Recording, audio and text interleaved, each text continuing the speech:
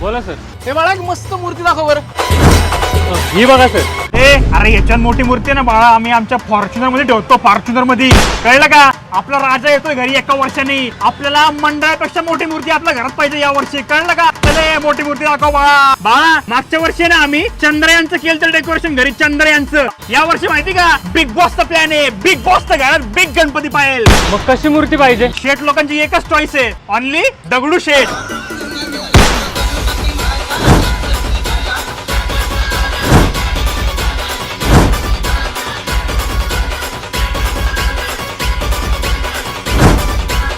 चले बाळा जाऊ का?